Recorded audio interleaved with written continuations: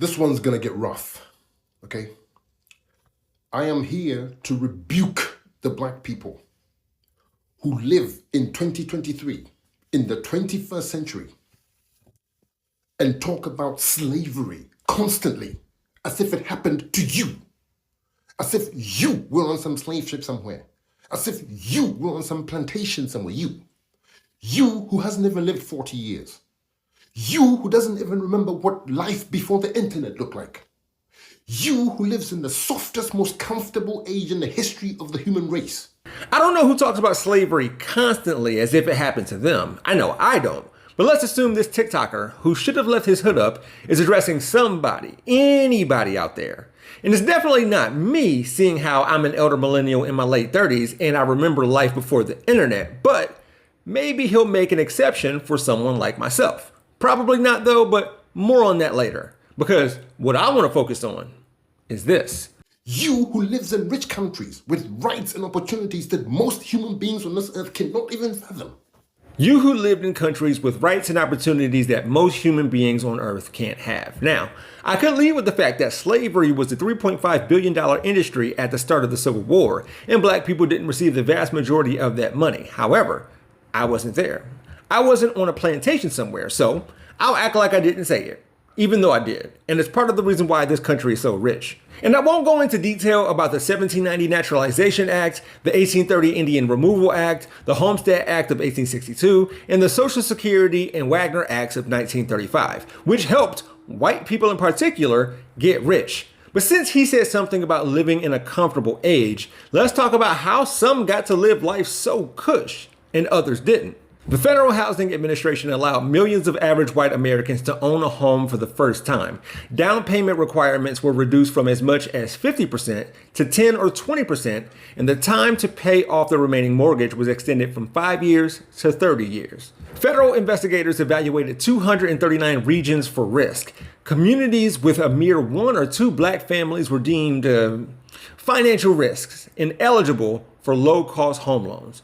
Government appraisal maps colored those communities red, hence the origin of the term redlining. Between 1934 and 1962, the federal government backed $120 billion of home loans. More than 98% went to white people. Of the 350,000 new homes built with federal support in, for example, Northern California between 1946 and 1960, fewer than 100 went to African Americans. Also, the Servicemen's Readjustment Act, better known as the GI Bill, was signed into law only weeks after the D-Day offensive began. It ushered into law sweeping benefits for veterans, including college tuition, low-cost home loans, and unemployment insurance. In 1947, only 2 of the more than 3,200 VA guaranteed home loans in 13 Mississippi cities went to black borrowers. The original GI Bill ended in July of 1956. By that time, nearly 8 million World War II veterans had received education or training, and 4.3 million home loans worth $33 billion had been handed out. But most black veterans had been left behind. As employment, college attendance, and wealth surged for white people, disparities with their black counterparts not only continued, but widened. I haven't even talked about mass incarceration, which resembles black codes from the Reconstruction era, which came after slavery. And people got the nerve to talk about free money when enslavers in Washington, D.C. were given reparations for lost property. So, this TikToker ends his aimless rant like this. And listen, if any one of you wants to come and deal with me on this one, bring it. I want all the smoke with you. You know who you want, right? You, yeah, slave, bring it. Well, me and J. William J. and the Conscious Lee and others reached out to him to see if he really wanted smoke. Here's the comment section exchanges I had with him from 2 of his TikToks where I was trying to reach him. I asked several times if he wanted to go live in order to debate. He said to bring it, but there was no smoke or fire. Sorry that these replies and responses are out of order, but that's kind of how that clock app works. I don't even like debates anymore because they're almost pointless, but with all of that said, I don't have any more information about who he is. All you need to know about him and his video is who agrees with him and who co-signs what he says.